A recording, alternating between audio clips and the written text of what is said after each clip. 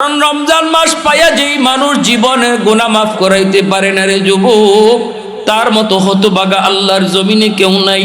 রমজান মাসে রোজা রাখলো, তারাবির নামাজ পড়লো, রোজাগুলোর হক আদায় করে সে মিথ্যা কথা থেকে নিজেরে বাঁচাইলো, অহেতুক গল্প গুজব থেকে নিজের জবানটারে বাঁচাইলো, অহেতুক খেলাধুলা থেকে রমজানটাকে সে বাঁচায় রাখলো। না না, রমজানের ভিতরে যদি সে পারছে কোরআন তেলাওয়াত করছে, রমজানের ভিতরে আল্লাহর গোলাম 5 ওয়াক্ত নামাজ মসজিদে যায় পড়ছে, আর যদি কিছু নাও করে কিন্তু কোনো খেলাধুলায় যায় না, ঘুমায় থাকলেও রোজা রাইকে যদি রোজাদার ঘুমায় থাকে, এই ঘুমটাও ইবাদত হয়ে যায়। একটু জোরে কোন না সুবহানাল্লাহ, আর একটু জোরে সুবহানাল্লাহ। আল্লাহ পাক রব্বুল আলামিন তিনি এই আয়াতের ভিতরে সূরা ফুরকানের এই আয়াতে ঘোষণা দিয়ে দিয়েছেন, আমার যেই সকল বান্দা তওবা করবে আর বলবে মালিকার সামনে কখনো তোমাকে নারাজ করব না, আমি আল্লাহ তার উপর এত খুশি হই, তার জীবনের গুনাহগুলা শুধু আমি মাফ করি তা না, বরং গুনাহগুলাকে নেকি দ্বারা বদলায়া দেই। একটু জোরে আওয়াজ দিয়ে কন্যা সুবহানাল্লাহ। এজন্য তওবাকারী তওবার দ্বারা সে যত বড় গুনাহগার ছিল আগে, তওবার দ্বারা সে হয়ে যায় তত বড় নেককার।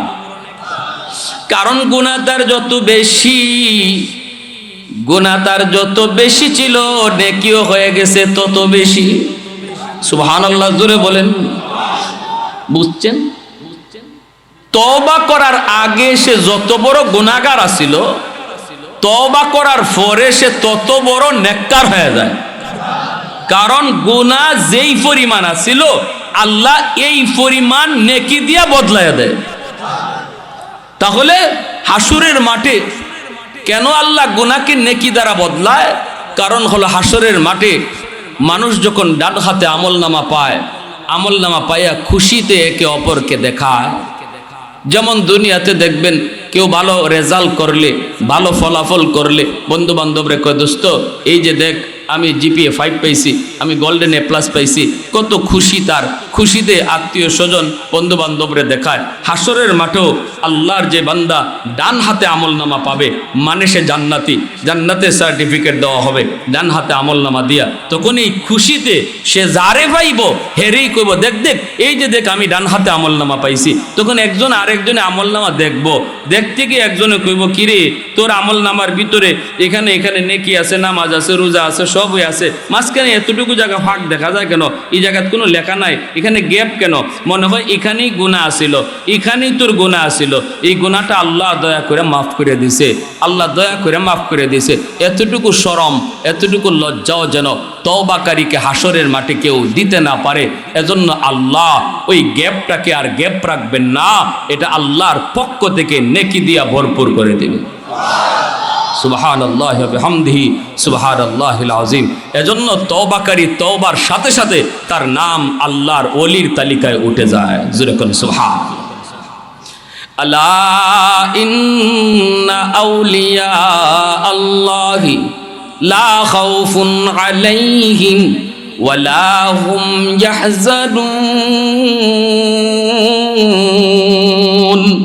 আল্লাহ পাক বলেন, তুমি যদি আমার ওলি হতে পারো, শোনো, যারা আমি আল্লাহর ওলি তাদের কোনো ভয় নাই, কোনো পেরেশানি নাই, কোনো ভয় নাই, পেরেশানি নাই। তো তওবার দ্বারাই তো আল্লাহর ওলি হওয়া যায়। খালি মানুষের হক নষ্ট করছো, এটা ফিরাইয়া দাও। আল্লাহর হক নষ্ট করছো, কাজা আদায় করে নাও।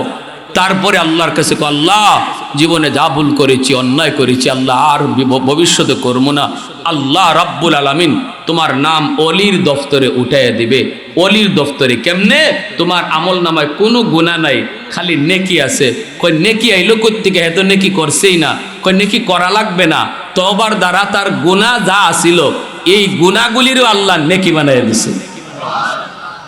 সুবহানাল্লাহ। এজন্য হাসরের মাঠে একদল মানুষ আমলনামা পাইয়া আল্লাহকে কইব, আল্লাহ এই আমলনামা মনে হয় আমার না, তোমার ফেরেশতারা মনে ভুল করে আরেকজনেরটা আমারে দিয়ে দিছে। আল্লাহ বলবেন, কেন, কি হয়েছে তোমার এমন মনে হয় কেন? আল্লাহ এমন কিছু নেকি দেখা যায় যেগুলো আমি করছি না। আল্লাহ পাক কইব, কুদরতি মুস্কি হাইসা আল্লাহ বলবে, বান্দারে আমার ফেরেশতারা ভুল করে না, তোমার আমল নামাই তোমারে দিছে, আর একজনেরটা দেয় নাই, কাল্লাতে এত নিকে আইলো কোত্থেকে? তখন আল্লাহ পাক হিসাব তারে বুঝাইয়া দিবে, বান্দা ওই যে ওয়াজ মাহফিলে যাইয়া দিলটা নরম করে কইছিল, আল্লাহ জীবনে যা ভুল করছি মালিক, আল্লাহ আর করবো না, চোখের সামনে তো বন্ধু কবরে চলে গেল, হয়তো আমি বেনামাজি থাকতে থাকতেই আমারও যদি কবরে ডাক চলে আসে, আল্লাহ আজকে রাতে আমি তওবা করলাম, আর নামাজ ছাড়বো না, আর বাপ মারে কষ্ট দিব না, আল্লাহ আর জীবনে রোজা ছাড়বো না।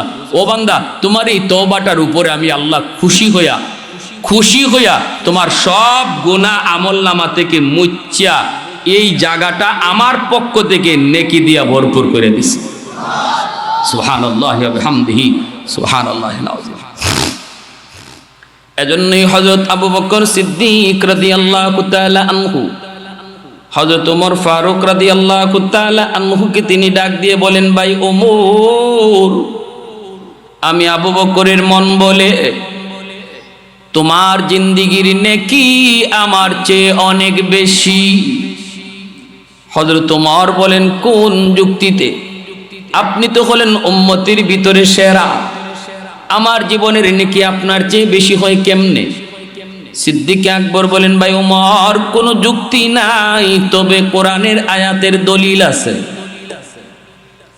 কি সেই দলিল? কই দলিল হলো আল্লাহ কোরআনের ভিতরে তিনি জানাইছেন, ইল্লা মান তাবা ওয়া আমানা ওয়া আমিলা আমালান সালিহা ফাউলাইকা ইউবাদদিলুল্লাহু সাইয়্যাতিহিম হাসানাত।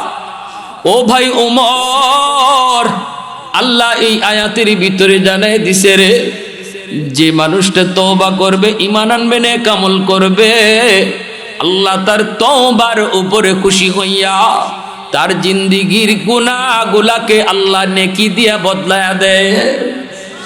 এ ভাই ওমর, ইসলাম গ্রহণ করার আগে তোমার আমল নামায় গুনাহ অনেক বেশি ছিল, আমার চেয়ে তুমি গুনাহ বেশি করেছো, তোমার দ্বারা গুনাহ বেশি হয়েছে, কিন্তু ইসলাম গ্রহণ করার পর, তওবা করার পর আল্লাহ পাক রব্বুল আলামিন তোমার ওই বেশি গুনাহটাকে আল্লাহ বেশি নেকি বানায়া দিছে। এতে করে আমি আবু বকরের মন বলে তোমার জীবনের নেকি আমার চেয়ে অনেক বেশি। সাথে সাথে হযরত ওমর ফারুক রাদিয়াল্লাহু তাআলা আনহুর চোখ দিয়ে দর দর করে পানি পড়ে। হযরত ওমর কান্দেন আর বলেন, ভাই আবু বকর, এত সুন্দর খোঁজখবর তুমি আমাকে দিলা। সাহাবায়ে কেরাম যখন আখিরাতের লাইনের কোনো খোঁজখবর পাইতেন তখন তারা আনন্দে হাসতেন। যেমন নবী মেরাজ থেকে আসার পরে নবী বলেন, সাহাবীরা শোনো, জান্নাতে আমি এমন একজন মানুষের কথা বলবো, এমন একজন মানুষের কথা বলবো যাকে আমি দেখেছি জান্নাতের 8টা দরজায় তারে ডাকবে, 8টা দরজায় তারে ডাকবে। আমি তোমাদের ভিতরে একজনের নাম জানি যাকে জান্নাতের 8টা দরজায় তারে ডাকবে। জানোনি? আমি তাকে চিনি, তার বাবার নামও জানি। সুবহানাল্লাহ। সাহাবীরা বলো, আমি কি তার নাম বলবো নাকি? আবু বকর সিদ্দিক রাদিয়াল্লাহু তাআলা আনহু নবীর সামনে, ওমর ফারুক নবীজির সামনে, উসমান গনি নবীর সামনে, আলী রাদিয়াল্লাহু তাআলা আনহু নবীর সামনে, জলিলুল কদর সমস্ত সাহাবায়ে কেরাম নবীজির সামনে বসা। প্রত্যেকেরই মনের ভিতরে ইচ্ছা জাগলো, নবী আমার নামটা যদি বলেন, আল্লাহর নবী যদি আমার নামটা বলেন গো, যাকে জান্নাতের 8টা দরজায় তারা ডাকবে, কে সেই মহামানব? কে সেই মহামানব? সাহাবীরা কই, নবী গো নামটা কোন? নামটা একটু শুনি, তিনি কে যারে জান্নাতের 8টা দরজায় ডাকবে, 8টা দরজায় তারে আহলান সাহলা জানাবে। ওই অবস্থায় নবীজি বলেন, সে হলো আমার আবু বকর ইবনে কুহাফা। আল্লাহু আকবার। সাথে সাথে সিদ্দিক আকবর রাদিয়াল্লাহু তাআলা আনহু কান্না শুরু করে দিলেন, চোখ থেকে দর দর করে পানি পড়ে। এটা হলো আনন্দের কান্না। সাহাবায়ে কেরামের ভিতরে দুনিয়ার সবচেয়ে আনন্দের খুশখবর হলো জান্নাতের খুশখবর। সুবহানাল্লাহ। আখিরাতের বাড়ির খুশখবর, জান্নাতের বাড়ি গাড়ির খুশখবর, এটা হলো তাদের জীবনের সবচেয়ে বড় খুশখবর। এজন্যই সিদ্দিক আকবর যখনই বললেন ভাই ওমর, আল্লাহর কোরআনের আয়াত বলে তুমি ওমরের জিন্দেগির নেকি আমার চেয়ে বেশি। এই কথা বলতেই হযরত ওমর এবার বলতেছেন, চোখের পানিটা মুছে মুছে বলেন, ভাই আবু বকর, এত কিছু আমি বুঝি না, আমি এত কিছু বুঝি না, কেমনে আমার জীবনের নেকি বেশি আমি এত কিছু বুঝি না। তবে আসো, যদি আমার জীবনের নেকি বেশি হয়, দুইজনে জীবনের নেকি বদলা বদলি করি। সুবহানাল্লাহ জোরে কর। আমি ওমর আমার জিন্দেগির সব নেকি তোমাকে দিয়ে দেব, বিনিময়ে তুমি আবু বকর তোমার জিন্দেগির সব নেকি লাগবে না গো, শুধু আমাকে একটা রাতের নেকি দিবানি। সিদ্দিক আকবর বলে, ভাই ওমর, কোন রাতের নেকির কথা তুমি বলো রে। সাথে সাথে হযরত ওমর বলে, চোখের পানি মুছেন আর বলেন, ভাই আবু বকর, আমি তোমার জিন্দেগির ওই রাতের নেকিটা চাই যেই রাতে তুমি আমার নবীকে নিয়ে হিজরত করেছিলা। মোহাব্বতের আওয়াজে কন্যা সুবহানাল্লাহ, আর একটু জোরে সুবহানাল্লাহ। উলফত মে তেরি ওয়াইসি নে দন্দান কো তুরা, बू बकर उमर नक्श कदम तेरा न छूरा, उल्फत में तेरी वैसी ने दंदान को तूरा, बू बकर उमर नक्श कदम तेरा न छूरा, आयुषा के नबी वाक़ियस रार मदीना, सुल्तान का सुल्तान है सुल्तान मदीना, सरकार का सरकार है सरकार मदीना, गुलजार का गुलजार है गुलजार मदीना।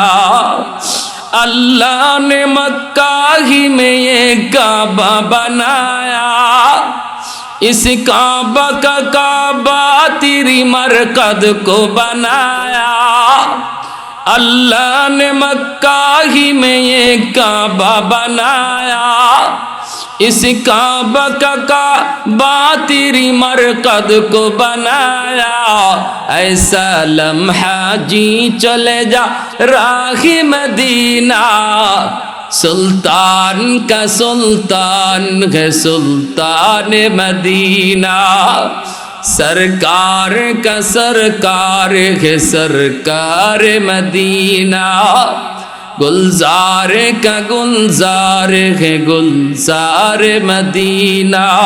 मोहब्बतेर साथे आवाज दिया सुबहानाल्लाह, और एकटू जोरे अल्लाहु আকবার, আর একটু জোরে বলেন আল্লাহু আকবার। যখনই সিদ্দিক আকবর বলতেছেন, ভাই ওমর, কোন রাতের নেকি তুমি চাও? কই যেই রাতে আমার নবীকে নিয়ে তুমি হিজরত করেছো, যেই রাতের অপেক্ষায় তুমি 40 রাত ঘুমাও নাই রে আবু বকর, রাতের বেলা তুমি বিছানায় পিঠ লাগাও নাই, দরজার সামনে কান লাগায় দাঁড়ায় ছিলা, কখন জানি আমার নবী এসে তোমাকে আস্তে করে ডাক দিবে, যেন নবীর কষ্ট না হয়, এজন্য 40টা রাত তুমি ঘুমাও নাই। আল্লাহু আকবার।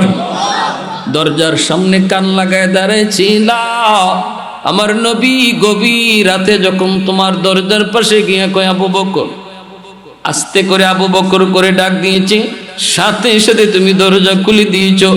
নবী জিজ্ঞেস করেছে, আবু বকর, এত তাড়াতাড়ি দরজা কেমন করে তুমি খুললা?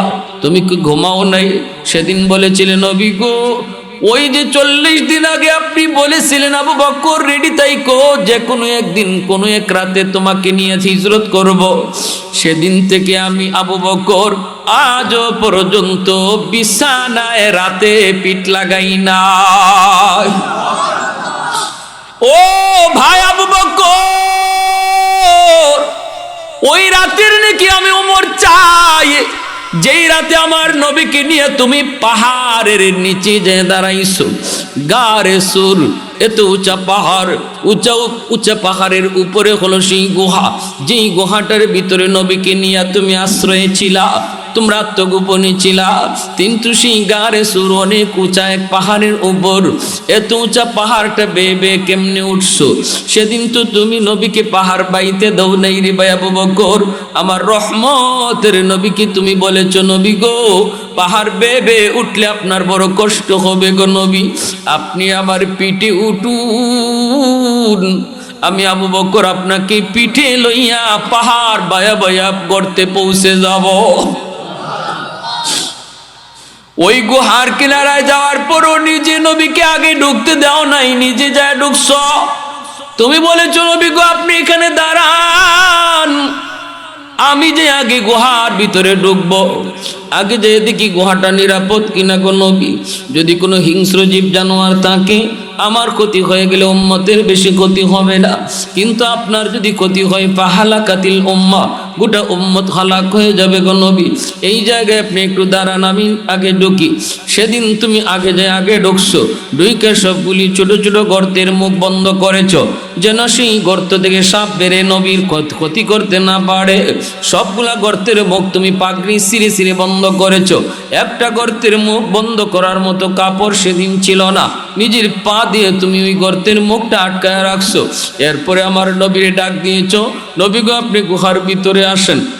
নবী ভিতরে ঢুকলে পরে তুমি নবীকে বলতেছো, ইয়া রাসূলুল্লাহ, নবী গো আপনার কষ্ট হয়েছে, লম্বা সফর করেছেন গো নবী, একটু বিশ্রাম নেন। ওই দিন নবীকে তুমি বিশ্রাম করাইছো, তোমার রাতের মধ্যে আমার নবীর ঘুম পাড়ায় দিছো, অথচ ওই দিন ঘুমের প্রয়োজন ছিল তোমার বেশি, কারণ 40 রাত তুমি ঘুমাও নাই। কিন্তু নিজে না ঘুমাইয়া, নিজে বিশ্রাম না নিয়া, রহমতের নবী সরওয়ারি দু জাহানকে তুমি ঘুম পাড়াইছো। আর চোখ জুড়ায়া, নয়ন জুড়ায়া জুড়ায়া আমার নবীর চেহারা মোবারক তুমি দেখছো। এত কাছে থেকে কেউ নবীর দেখে নাই রে আবু বকর, যতটা কাছে থেকে আমার নবীর নুরানি চেহারা তুমি দেখছো। ওই দিকে তোমার যে পা গর্তের মুখ বন্ধ করে রাখছো, এই গর্তেই ছিল সাপ, সাপে দিল তোমার কামড়। বিষাক্ত সাপের বিষের যন্ত্রণা, কত কষ্ট, এত যন্ত্রণা তুমি সহ্য করেছো। মুখ থেকে আহ উহ শব্দটাও বের করো নাই, কারণ নবী তোমার উরাতে ঘুমাইতেছে। আহ উহ শব্দ বের করলে হয়তো আমার নবীর ঘুমের ডিস্টার্ব হবে। বিষাক্ত সাপের যন্ত্রণা তুমি হজম করেছো দাঁতে কিরিমিরি খায়া, বডিটা নড়াচড়া করো নাই, বডিটা পর্যন্ত একটু নড়াচড়া করো নাই, কারণ নবীর ঘুম ভেঙে যাবে। ওই রাতের নেকিটা শুধু আমি উমর চাই, বাকি আমি উমর আমার জিন্দেগির নেকি তোমাকে দিয়া দিব। একটু জোরে আওয়াজ দিয়া কন্যা সুবহানাল্লাহ, আর একটু জোরে সুবহানাল্লাহ। सिद्दीक तेरा नाम से इस्लाम रहेगा, सिद्दीक तेरा नाम से इस्लाम रहेगा, दुनिया की सदाकत में तेरा नाम रहेगा, फारूक तेरा नाम से इस्लाम रहेगा, दुनिया की अदालत में तेरा नाम रहेगा, दुनिया की अदालत में तेरा नाम रहेगा। একটু জোরে সুরে বলেন আল্লাহু আকবার, আর একটু জোরে আল্লাহু আকবার। ভাইরা বন্ধুরা দেখেন, হযরত ওমর ফারুক রাদিয়াল্লাহু তাআলা আনহুর অন্তরে কি পরিমাণ ভয়, অথচ দুনিয়া থাকতে জান্নাতের সার্টিফিকেট পাইছেন, দুনিয়া থাকতে জান্নাতের সার্টিফিকেট পাইছেন। আল্লাহর নবী জান্নাতের সার্টিফিকেট দিয়ে দিছেন, আবু বকর ফিল জান্নাহ, ওমর ফিল জান্নাহ, উসমান ফিল জান্নাহ, আলী ফিল জান্নাহ। আল্লাহর নবী কিন্তু এইভাবে 10 জন সাহাবীকে দুনিয়া থাকতেই জান্নাতে সার্টিফিকেট দিলেন। সেই ওমরের দিলের ভিতরে ভয়, কি পরিমাণ ভয়, হায় রে আমি কোথাও আটকে যাই, হায় রে আমি কোথাও আটকে যাই। নবীর সাহাবী হযরত হুযায়ফা রাদিয়াল্লাহু তাআলা আনহু, তিনি তো এরকম সাহিবুস সিররি ওয়াল আখফা, নবীজি তার কাছে মুনাফিকের লিস্টি দিয়া গেছিলেন। এনাকে দেখলেই হযরত ওমর ভয় পাইতেন, দেখলেই ভয় পাইতেন, দেখলেই ভয় পাইতেন। একদিন রাতের বেলা তিনি ঘুমাইতে পারেন না। ওমর ঘুম থেকে পাগলের মতো উঠে গেছেন, দৌড়াইয়া নবীর সাহাবীর বাড়ির সামনে যে হাজির। দরজা খুলছেন ফজরের সময়, ডাকও দেন না। দরজার সামনে দাঁড়িয়ে অর্ধ পৃথিবীর বাদশাহ ওমর দাঁড়ায় আছেন নবীর একজন সাহাবী। কে এসে যার কাছে নবীজি মুনাফিকের তালিকা দিছেন, মুনাফিকের তালিকা দিছেন, আর নবী বলছেন আর কাউকে বলবা না। এই মদিনার ভিতরে কারা কারা মুনাফিক আমি তোমাকে জানায়া গেলাম। আল্লাহ নবী তালিকা তার কাছে দিয়া গেলেন। এই জন্য হযরত ওমর ভয় পাইতেন না জানি আমি ওমরের নাম এই তালিকায় আছে কিনা। এই ভয় তার অন্তরে থাকতো, এই ভয় অন্তরে থাকতো। ফজর পর্যন্ত দাঁড়ায় আছেন সাহাবী, দরজা কইলা দেখেন খলিফাতুল মুসলিমিন আমিরুল মুমিনিন তিনি দাঁড়ানো। কি খবর এত কষ্ট এত রাতে আপনি আমার দরজার সামনে, ঘটনা কি? বুকে জড়ায় কান্দেন আর বলেন ভাই একটু বল, আমি উমরের নামটা কি মুনাফিকের খাতায় আছে নাকি একটু কও, আমার ঘুম হয় না, ঘুম হয় না। সাথে সাথে সাহাবী কই না গো নবীর সাহাবী, আপনার ব্যাপারে তো আল্লাহর নবী জান্নাতের সার্টিফিকেট দিয়া দিছে, জান্নাতের সার্টিফিকেট আপনার ব্যাপারে, আপনি এই টেনশন কেন করেন? হযরত রাসূল করিম সাল্লাল্লাহু আলাইহি ওয়াসাল্লামের নাতি হুসাইন রাদিয়াল্লাহু তাআলা আনহু ছোট্ট বালক, আর হযরত ওমরের সন্তান ইনিও ছোট্ট, খেলাধুলা করতেছেন এক মাঠে।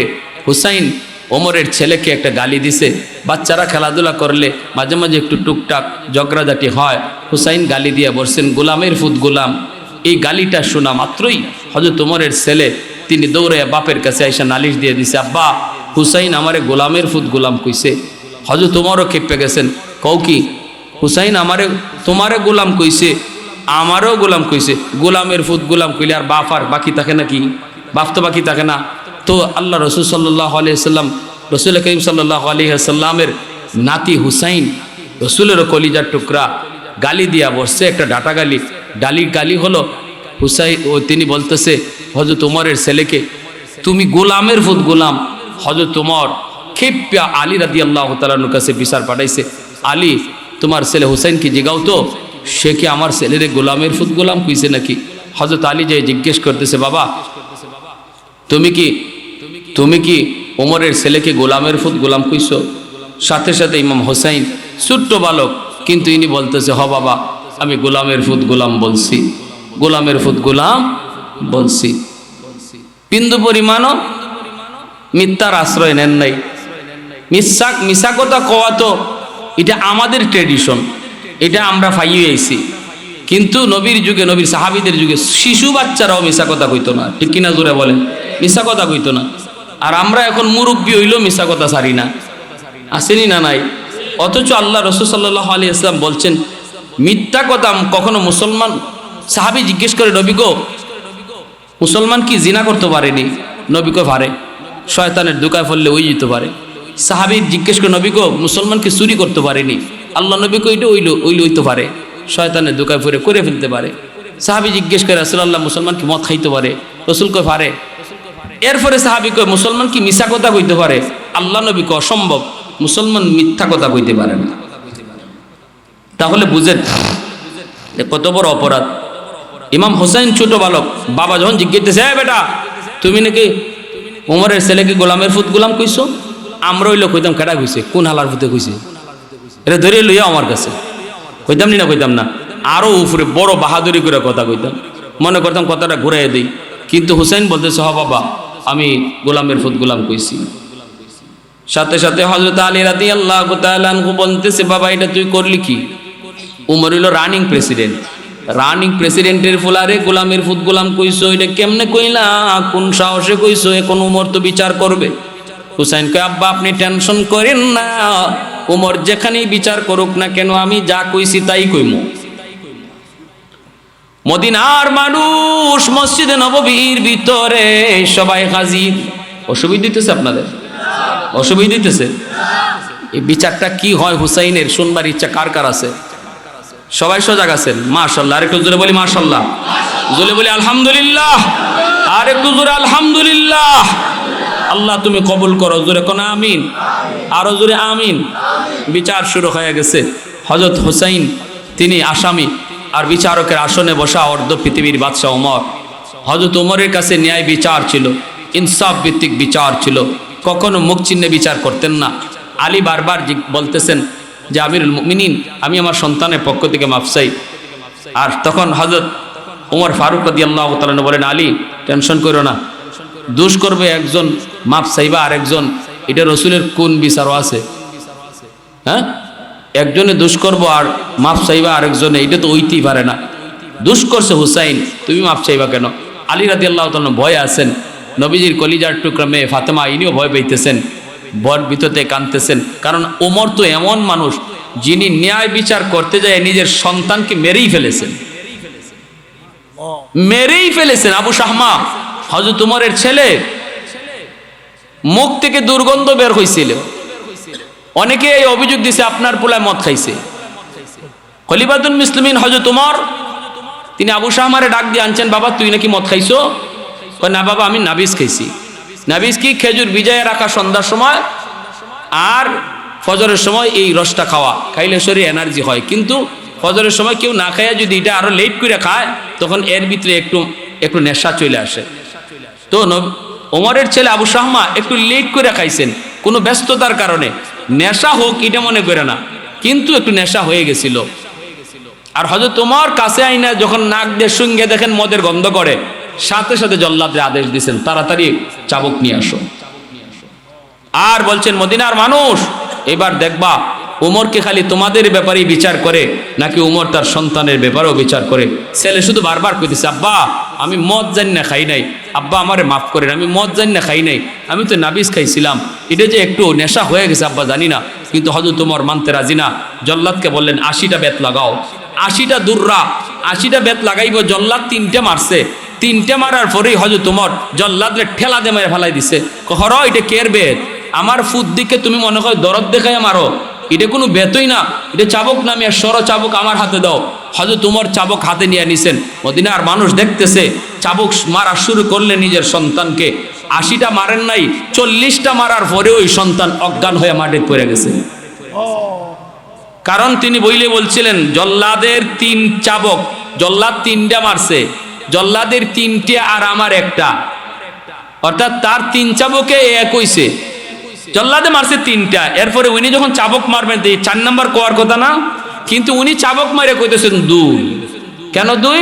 জল্লাদের 3টা, একটা হইছে আমার একটা, এইবার দ্বিতীয় একটা। এইভাবে কইয়া 40টা চাবুক মারতেই ছেলে অজ্ঞান হয়ে মাটিতে পড়ে গেছে। মা আইসা হাত দুইরা পায়ে দুইরা মাপ চাইতেছে আর বলতেছে, স্বামী গো, আমার সন্তানের বিনিময়ে আমি 100টা উট আল্লাহর রাস্তায় কোরবানি দিয়ে দিব, তবু আমার সন্তানের জানটা বাঁচাও। হযরত ওমর বলেন, সরাও, এখানে কোনো দরদ চলবে না। স্ত্রীকে সরায় দিলেন। এরপর চাবুক মারতে মারতে 80টা দুর্রা মারেন নাই, 60টা মারছেন, ছেলে মরে গেছে। এই ছেলেকে হযরত ওমর নিজে গোসল করাইছেন, কাফন পরাইছেন, কাফন পরাইয়া দাফন করেছেন, কবরস্থ করেছেন। মদিনার মানুষ দেখছে ওমর কাকে বলে, ওমরের বিচার কি। দাফন করছেন, কবরে রাখার পরে কবরের উপরে আল্লাহকে সাক্ষী রেখে বলেন, মালিক 20টা চাবুক বাকি রইছে, মারতে পারি নাই, ছেলে আমার মরে গেছে। আল্লাহ, হাসরের মাঠে আমি ওমরকে যেন তোমার আদালতে জবাবদিহিতায় সামিল হতে না হয়, আরো 20টা চাবুক আমি তার কবরের উপরে মারলাম। নারায়ে তাকবীর, নারায়ে তাকবীর, দ্বীন ইসলাম আর আনসার ইসলামী যুব সংঘ, আল্লামা নাসিরউদ্দিন আনসারী সাহেব, নারায়ে তাকবীর। প্যার হাজিরিন, দেখছেন ইসলামের বিচার ব্যবস্থা কত সুন্দর। ইসলামে মুখ চিহ্নে বিচার নাই, গোষ্ঠী চিহ্নে বিচার নাই, টাকা খায়া বিচার নাই। যদি সমাজ ব্যবস্থার মধ্যে ইসলাম প্রতিষ্ঠা পায়, সামাজিকভাবে যদি উলামায়ে কেরাম নেতৃত্বে আসে, উলামায়ে কেরামের কাছে যদি বিচার ব্যবস্থা থাকে, তাহলে কখনো দুর্নীতি হবে না, বেইনসাফি হবে না, জুলুম হবে না, অবিচার হবে না। কারণ তাদের চোখের সামনে নবীর সাহাবায়ে কেরামের বিচার ব্যবস্থার রুল রয়েছে। ঠিক কিনা জোরে বলেন? উলামায়ে কেরামের চোখের সামনে তাদের নজির রয়েছে। প্যারে হাজিরিন, নেতৃত্ব একটা পবিত্র জিনিস। এই পবিত্র জিনিসকে কিছু মানুষ নাপাক করে ফেলেছে। পবিত্র জিনিস নেতৃত্ব দিয়েছেন আমার নবী, নেতৃত্ব দিয়েছেন আবু বকর, নেতৃত্ব দিয়েছেন ওমর, নেতৃত্ব দিয়েছেন ওসমান, নেতৃত্ব দিয়েছেন আলী। অতএব নেতৃত্ব পবিত্র মানুষগুলার কাজই ছিল।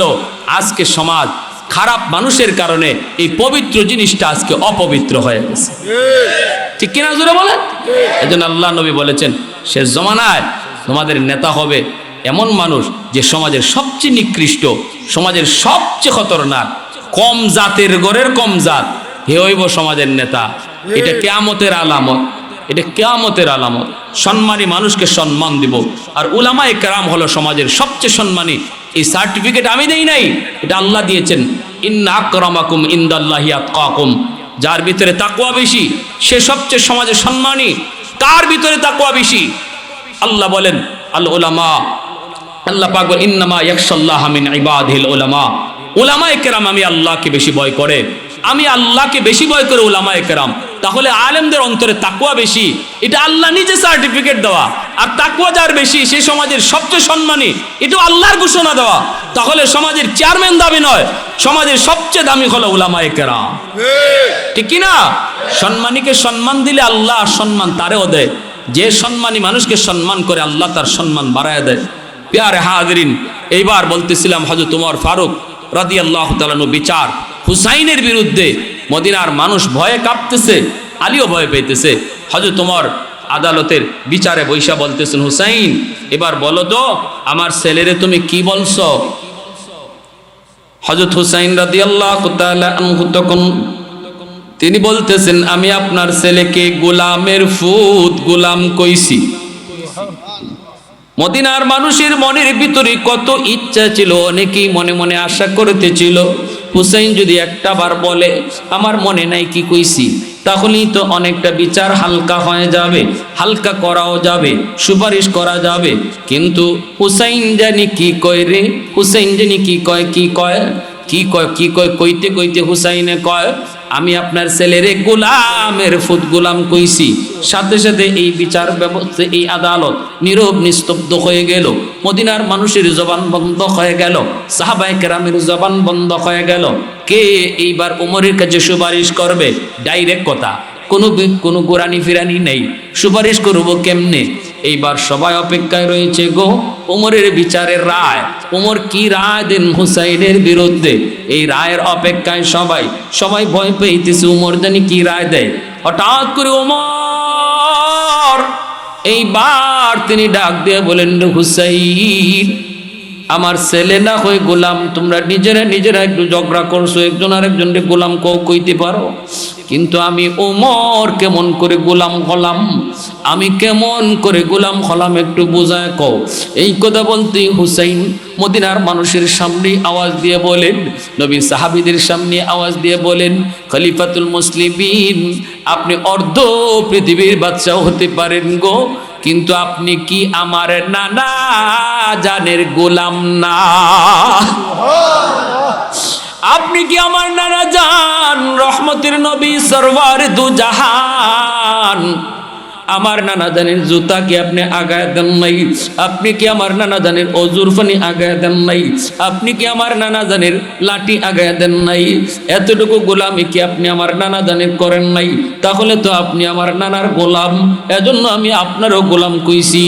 এই কথা বলতেই হযরত ওমর সাথে সাথে মিম্বর থেকে লাফ দিয়ে নেমে গেলেন, চোখ থেকে দর করে পানি পড়ে দৌড় দিয়ে গিয়ে হুসাইনকে বুকে জড়ায়া কান্না শুরু করলেন।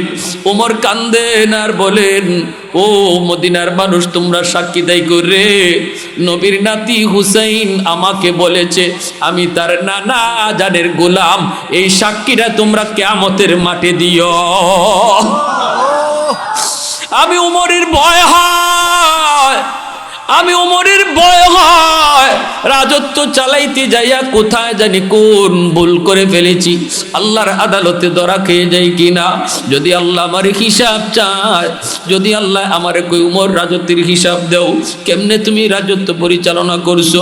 আমি কইব মালিক গোলামের সাথে আবার কিসের হিসাব? গোলামের সাথে আবার কিসের হিসাব? আল্লাহ যদি কই কের গোলাম, কই আমি কইমু তোমার বন্ধুর গোলাম আমি। হুসাইন সাক্ষী দিছে, হুসাইন কইছে, আর মদিনার মানুষ সাক্ষী আছে। আল্লাহ আমি তোমার বন্ধুর গোলাম, গোলামের সাথে আবার হিসাব কিতাব কিসের? হুসাইন তুই আমার কাগজে একটু এই কথাটা লিখে দিবি নি, এই কথাটা কাগজে একটু লিখে তুমি স্বাক্ষর করে দিবানি। কাগজের ভিতরে স্বাক্ষর করে লিখে হযরত ওমর যত্ন করে চুমা দিয়ে কয়, ও মদিনার মানুষ রে, আমি ওমর যেদিন মারা যাব, আমাকে যেদিন তোমরা কবরে রাখবা রে, ওই দিন আমার কাফনের সাথে এই কাগজের টুকরা ঢুকায়া দিও, এই কাগজের টুকরা ঢুকায়া দিও। আমি আল্লাহর কাছে এতটুকুর উসিলায় মাপ পাইতে চাই, কারণ আমার নবী বলেছে আল হাসান ওয়াল হুসাইন সাইয়্যিদা শাবাবি আহলিল জান্নাহ, জান্নাতের যুবকদের সর্দার হবে হাসান আর হুসাইন। ওই হুসাইন আমাকে তার নানা জানের গোলাম বলেছে, অতএব আমি আল্লাহর কাছে এই কাগজটুকু দেখাইব। এতটুকু ভয় ছিল হযরত ওমরের অন্তরে। এজন্য হযরত ওমর বলতেছে, ভাই আবু বকর, আমি উমরের জিন্দেগির সব নেকি তোমাকে দিয়ে দেব, বিনিময়ে আমাকে তুমি একটা রাতের নেকি দেবানি। হযরত আবু বকর বলেন, ভাই উমর, ওই হিজরতের রাতে আমার কেমন নেকি হয়েছে আমি নিজেও জানি না রে ভাই। চলো আমরা দুইজন নবীর কাছে যাই, যাই একটু জিজ্ঞেস করি হিজরতের রাতে আমি আবু বকরের কি পরিমাণ নেকি হয়েছে। দুজন চলে আসলেন নবীজির কাছে, আল্লাহর নবীর কাছে সালাম দিয়া জানতে চান। নবী জিজ্ঞেস করেন, কেন এসেছো? সিদ্দিক বলেন, ইয়া রাসূলুল্লাহ, আমরা বড় সমস্যায় পড়ে এসেছি গো নবী, একজন আরেকজনের জীবনের নেকি বদলা বদলি করতে চাই। ওমর আমাকে তার জিন্দেগির সব নেকি আমাকে দিয়ে দিতে চায়, বিনিময়ে আমার জীবনের সব নেকি চায় না, শুধু আমার কাছ থেকে এক রাতের নেকি চায়। কিন্তু আমি নিজেও জানি না ওই রাতে আমার কেমন নেকি হয়েছে, আপনার কাছে জানতে এসেছি। আল্লাহর নবী বলেন, আবু বকর কোন রাতের কথা বলছ? সিদ্দিক তখন বলেন, নবী গো, যেই রাতে আমি আপনার সাথে হিজরতের সঙ্গী ছিলাম, ওই রাতের নেকিটা উমর চায়। এইবার আল্লাহর নবী বলেন, আবু বকর, নেকি বদলা বদলি করবা কি করবা না আমি কিছু সিদ্ধান্ত দেব না, এটা তোমাদের দুইজনের ফয়সালা।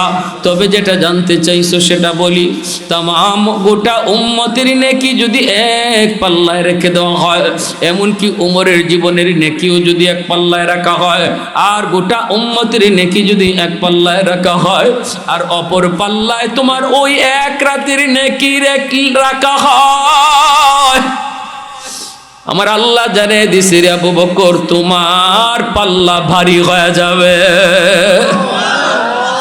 একটু জোরে আওয়াজ দিয়ে সুবহানাল্লাহ। এজন্য আমার ভাই বলতেছিলাম, যুবক মনে রাখবা, আল্লাহকে খুশি করা ছাড়া আমাদের আর কোনো উপায় নেই।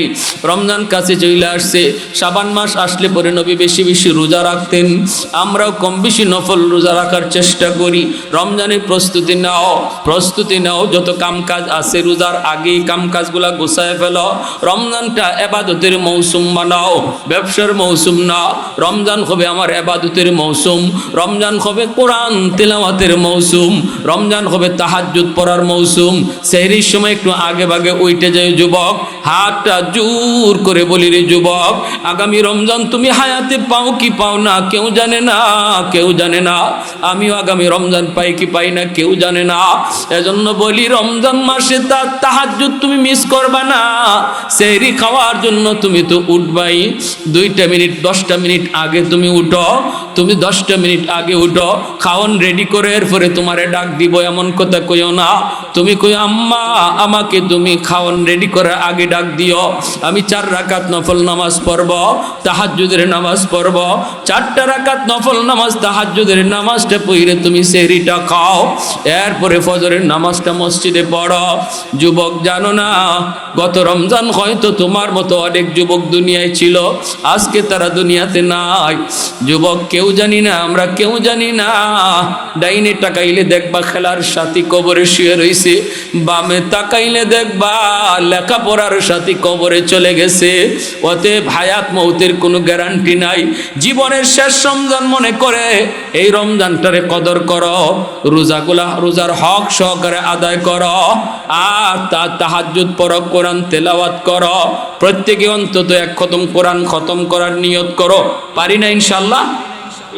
এক খতম কোরআন খতম, অন্তত এক খতম কোরআন করব। কারা কারা একটু নিয়ত করি দেখেন তো, অন্তত একবার কোরআন খতম করব রমজানে। আল্লাহ যারা হাত উঠেছে মাওলা প্রত্যেকে রমজান মাসে এক খতম কোরআন করার তৌফিক দান করো। সবাই বলো আমিন।